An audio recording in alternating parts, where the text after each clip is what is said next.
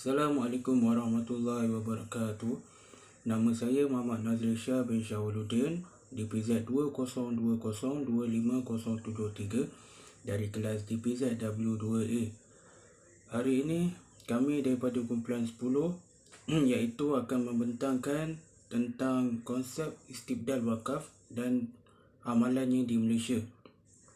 Sebelum kami membentangkan dan membincangkan tentang konsep istibdal wakaf dan amalan di Malaysia, sebagaimana anda boleh lihat di slide ini, berikut merupakan senarai nama ahli kumpulan kami, iaitu Aril Azmi, Muhammad Nazri Shah iaitu saya sendiri, Muhammad Adam, Muhammad Kamaruzan Nazim dan Muhammad Hafiz bin Muhammad Rajali. Mereka membantu dalam menyediakan slide pembentangan ini. Itu saja.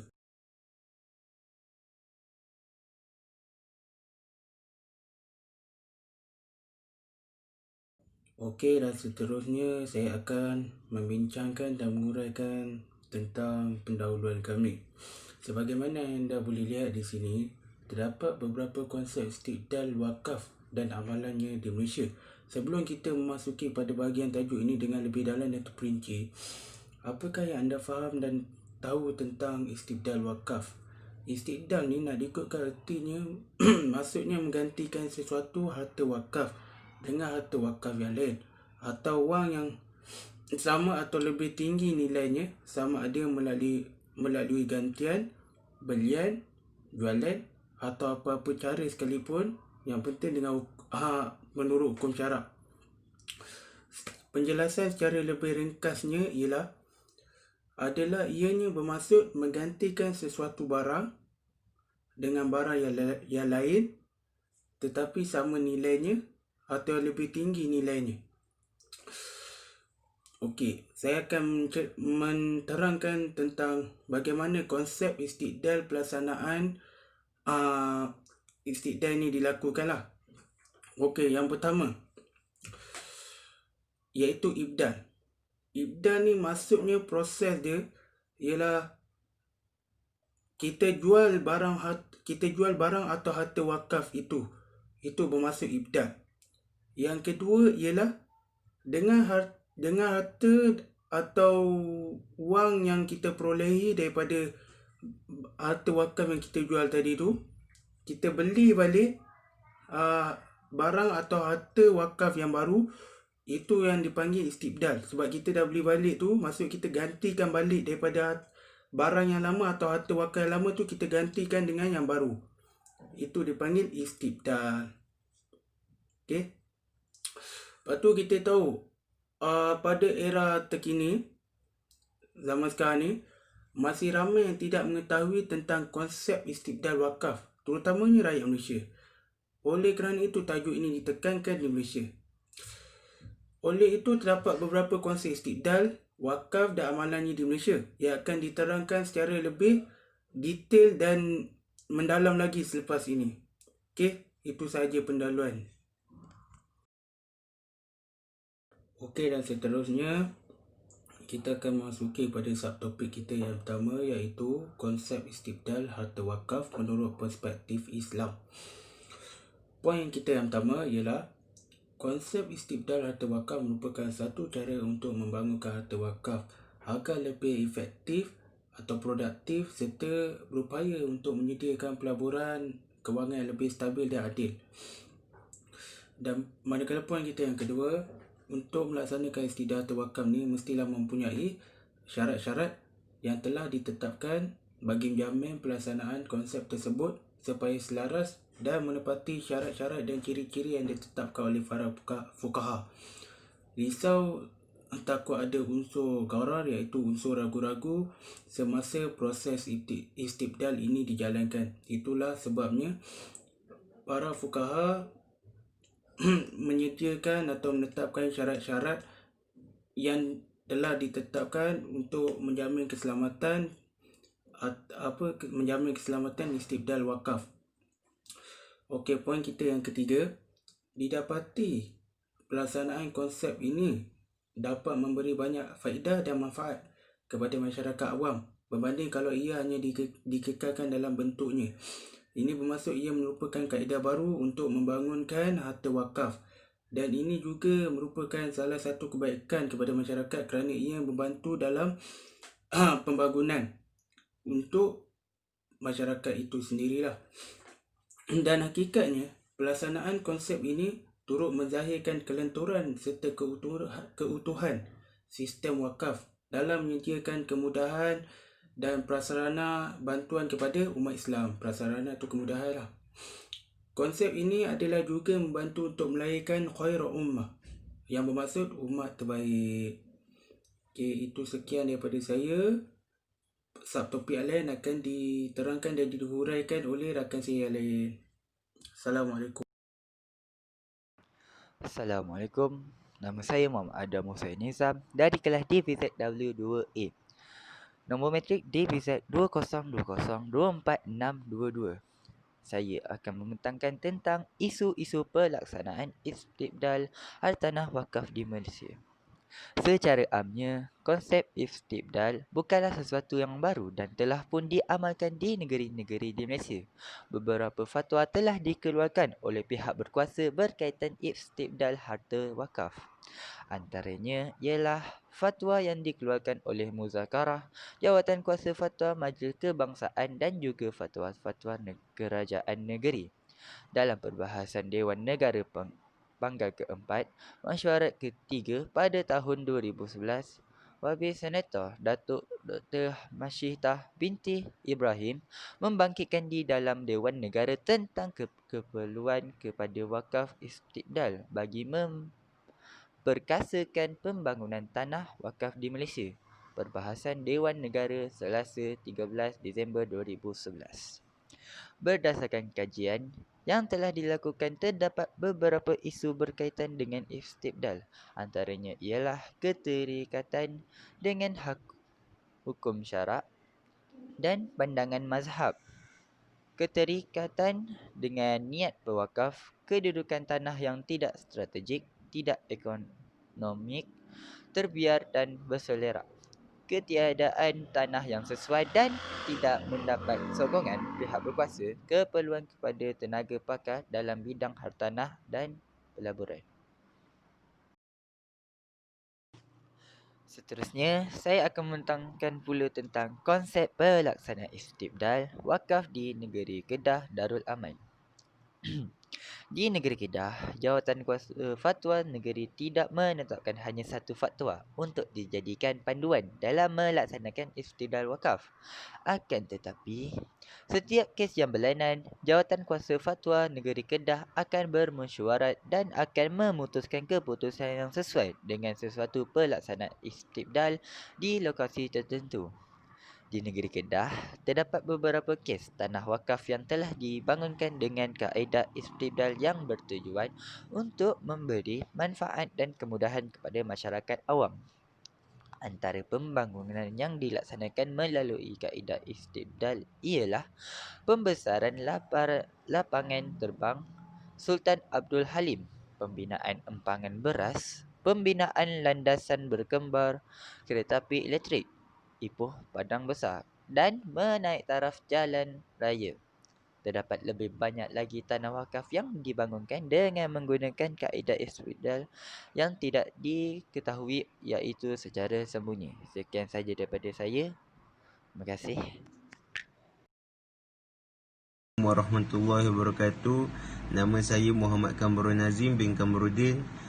Nombor kad matrik DPZ 20202476 dan saya daripada kelas DPZW2A.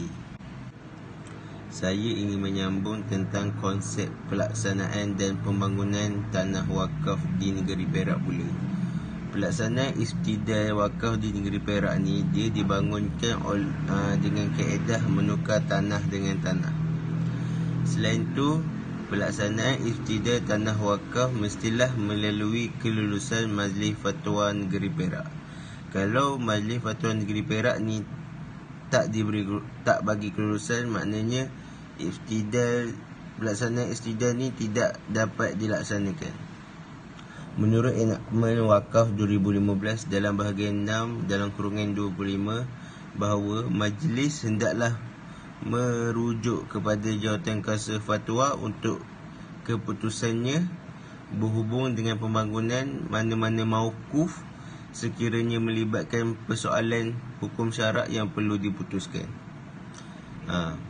Mauquf ni pula dia diberi dan dibahagikan kepada beberapa jenis pemilikan.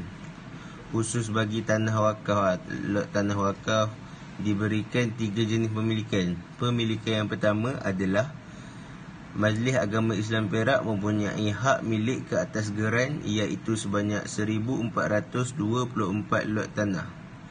Pemilikan yang kedua ialah warta kerajaan iaitu sebanyak 1109 lot tanah, dan bagi pemilikan yang ketiga pula, pemilikan ialah pada keputusan Majlis Mesyuarat Kerajaan MMK iaitu sebanyak 141 lot tanah. Keseluruhan jumlah lot pemilikan ini ialah 2674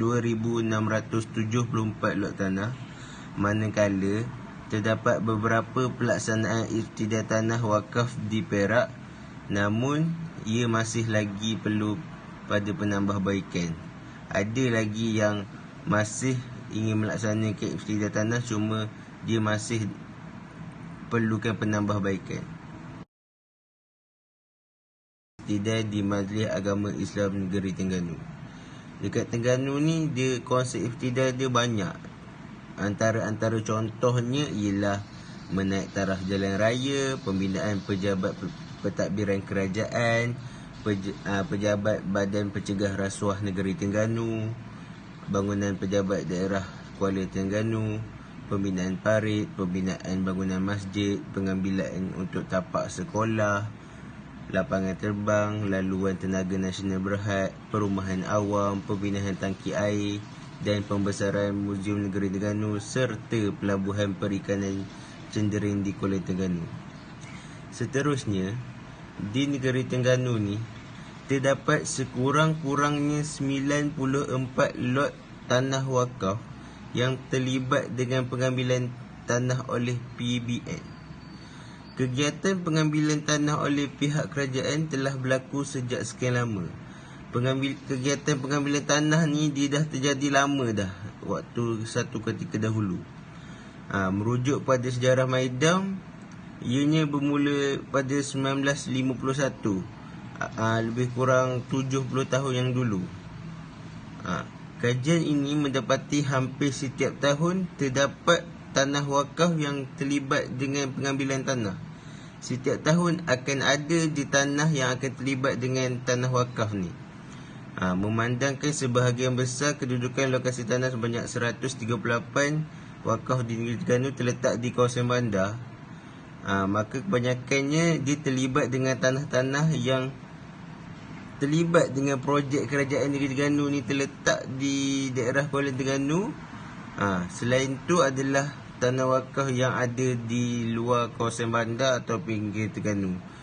Banyak yang kawasan-kawasan yang terlibat dengan projek kerajaan Terengganu ni dia berada di dalam Kuala Terengganu, di dalam bandar Kuala Terengganu, dan selain tu luar kawasan Terengganu lah, di pinggiran-pinggiran bandar,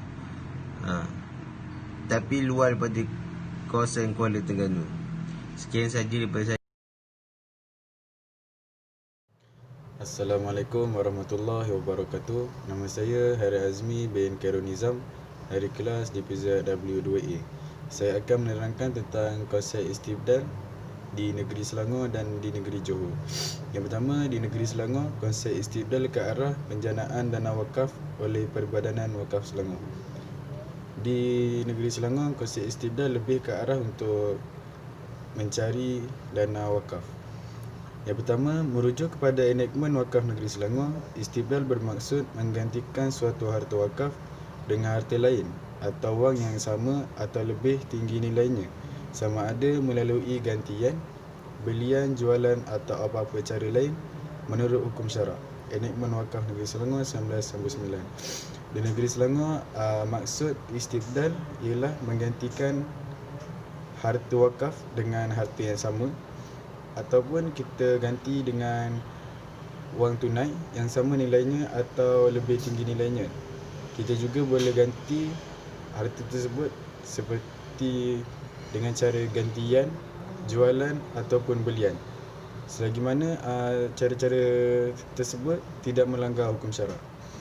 Yang kedua, pihak Perbadanan Wakaf Selangor telah menggunakan peluang dan kuasa yang diberikan bagi melaksanakan strategi serampang dua mata, yang mana melalui konsep istibdal ini pihak Perbadanan Wakaf Selangor bukan sahaja dapat menggantikan harta-harta wakaf yang terletak di kawasan yang tidak strategik, malah dapat melaksanakan satu pembangunan yang dapat menjana dana wakaf dengan lebih produktif.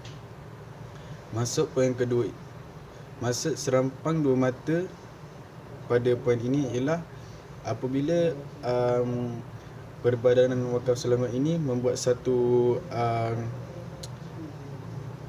projek, mereka akan membuat serampang dua mata, iaitu mereka bukan sahaja dapat satu manfaat seperti istibdal. Di konsep istibdal ini, mereka bukan sahaja istibdal tanah ini, mereka juga membuat pembangunan. Daripada pembangunan ini, mereka dapat menjana dana wakaf, iaitu dengan mereka membangunkan kawasan perumahan. Di sini kita dapat lihat yang Perbadanan Wakaf Selangor ini mendapat dua manfaat, iaitu mereka dapat memanfaatkan tanah istibdal tersebut dan mereka juga dapat menjadikan pembangunan tersebut, iaitu perumahan, untuk menjana dana wakaf. Yang ketiga ialah dan poin ketiga ialah di negeri Selangor terdapat beberapa bidang tanah wakaf yang diistibdalkan oleh pihak Perbadanan Wakaf Selangor, termasuk sebidang tanah wakaf milik Majlis Agama Islam Selangor yang terletak di luar kawasan negeri Selangor, iaitu di negeri Perak. Tanah-tanah wakaf tersebut terpaksa diistibdal kerana ia telah dikenal pasti tidak dapat dimanfaatkan untuk dibangunkan. Antara faktor tanah-tanah tersebut terpaksa diistibdalkan ialah kerana ada dua faktor, iaitu faktor yang pertama ialah atas faktor kelemahan tanah tersebut, iaitu fizikal tanah tersebut tidak sesuai untuk dijadikan sebagai tapak pembangunan. Dan faktor yang kedua pula ialah atas faktor perundangan guna tanah, iaitu tanah ini kita terpaksa tukar kepada aset yang lain supaya aset ini kita dapat manfaatkan kepada masyarakat, terutamanya umat Islam. Seterusnya, kita pergi kepada negeri Johor. Konsep pelaksanaan istibdal tanah wakaf bagi tujuan pembangunan di negeri Johor. Di negeri Johor, pelaksanaan istibdal tanah wakaf berlaku kerana disebabkan oleh beberapa pembangunan, iaitu di negeri Johor, konsep istibdal ini lebih ke arah untuk tujuan pembangunan. Antaranya ialah projek pembangunan kampung tersusun yang dilaksanakan di Kampung Paya, Mukim Layang-Layang, Kluang. Tanah wakaf itu telah diwakafkan oleh Kerajaan Negeri Johor menerusi wakaf Disat bagi tujuan kebajikan sebagai tapak perkuburan Islam. Projek pembangunan kampung tersusun ini dilaksanakan di Kampung Paya. Di Kampung Paya ini terdapat sebahagian tanah yang telah diwakafkan oleh Kerajaan Negeri Johor untuk dibuat perkuburan Islam. Tetapi apabila projek pembangunan ini ingin dijalankan, pihak projek pembangunan ini ingin istibdal tanah tersebut. Tetapi sebelum mereka istibdal tanah tersebut, mereka telah meminta pandangan daripada Jabatan Mufti Negeri Johor. Dan Jabatan Mufti Negeri Johor telah membuat penelitian di tapak pembangunan.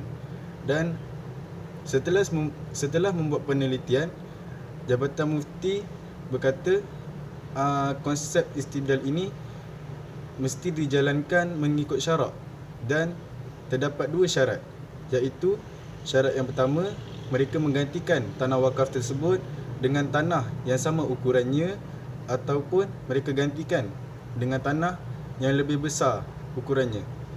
Dan syarat yang kedua pula ialah mereka gantikan tanah wakaf tersebut dengan nilaian, iaitu dengan RM1 yang sama nilainya, ataupun mereka gantikan tanah wakaf tersebut dengan nilaian yang lebih tinggi daripada harga tanah tersebut.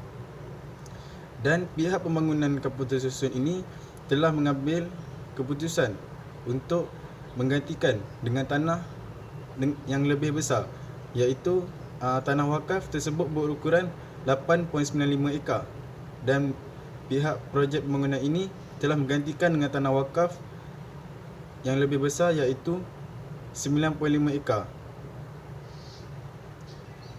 Dan projek pembangunan seterusnya ialah Negeri Johor juga sebahagian tanah wakaf telah diambil oleh PBN. Antara tujuannya ialah untuk membina lebuh raya yang dikenali dengan Eastern Piper Seal Link EPL di Johor Bahru. Pembangunan kedua pula iaitu ialah untuk tujuannya untuk membuat lebuh raya yang dikendali oleh PBN. Situasi mereka sama saja, iaitu di tapak pembangunan mereka terdapat sebahagian tanah wakaf. Maka pihak PBN telah membuat keputusan untuk menggantikan tanah wakaf tersebut dengan nilai yang RM1, iaitu mereka telah memberikan RM900,000 kepada Majlis Agama Islam Negeri Johor, dan wang papasan tersebut telah digunakan Majlis Agama Islam Negeri Johor untuk mereka membeli 4 lot bangunan di Nusa Jaya. Pembelian lot bangunan ini ialah untuk menyempurnakan konsep istibdal tersebut. Sekian sahaja daripada saya. Kita pergi ke pembentang seterusnya. Assalamualaikum warahmatullahi wabarakatuh. Nama saya Muhammad Hafiz bin Muhammad Rajali. Nombor metri DPZ 20202498 dari kelas DPZ W2A. Hari ini saya akan membentangkan kesimpulan. Kesimpulan yang boleh dibuat setelah meneliti perkara ini ialah masih lagi terdapat banyak tanah atau seumpama dengannya yang masih lagi tidak dimanfaatkan atau lebih baik diwakafkan. Selain itu, konsep istibdal di setiap negeri adalah berbeza mengikut fatwa Majlis Agama Islam negeri masing-masing. Ini menunjukkan kaedah istibdal wakaf yang digunakan setiap negeri adalah berbeza, walaupun dalam kelompok masyarakat di Malaysia.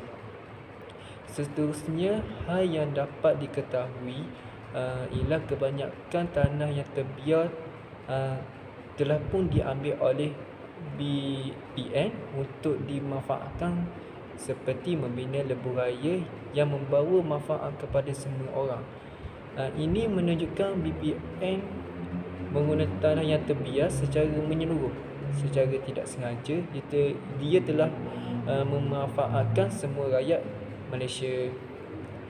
Wakaf mempunyai peranan yang amat besar dalam membangunkan sosial ekonomi umat Islam serta memberi peluang kepada semua orang untuk berwakaf. Jadi mengikut kemampuan masing-masing. Berhubung istilah ini, pihak-pihak yang bertanggungjawab memegang wakaf mestilah berhati-hati dalam pengurusan tukar ganti ini, kerana berkemungkinan berlakunya salah tasarruf yang menyebabkan wakaf yang ditukar ganti itu tidak mendapati kehendak-kehendak syarak. Sekiranya ada pihak-pihak yang telah melakukan istibdal ke atas wakaf tetapi bertentangan dengan kehendak syarak, maka hendaklah diperbetulkan dengan segera bagi mendapatkan keredaan Allah Subhanahu Wa Taala. Istibdal juga adalah dibenarkan dan selaras dengan undang-undang negara dan fatwa yang telah diputuskan. Apa yang penting adalah setiap istibdal perlu mendapat harta ganti yang selaras dengan hukum syarak, di mana ia akan menjadi sebahagian daripada kumpulan wang wakaf. Tujuan ini adalah usaha membangunkan dan menyelamatkan harta-harta wakaf yang ada. Justeru fatwa negeri hendaklah dirujuk terlebih dahulu sebelum sesuatu tindakan istibdal dilaksanakan.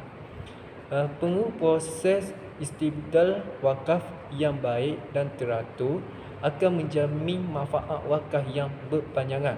kepada ummah serta akan meningkatkan keyakinan masyarakat untuk berwakaf demi mendapatkan ganjaran pahala daripada Allah Subhanahu Wa Taala.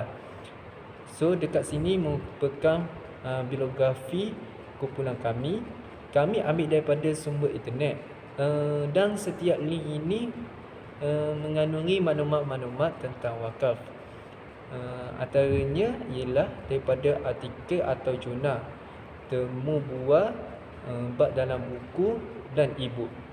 Link pertama ialah mengandungi isi tentang konsep istidlal harta wakaf menurut perspektif Islam.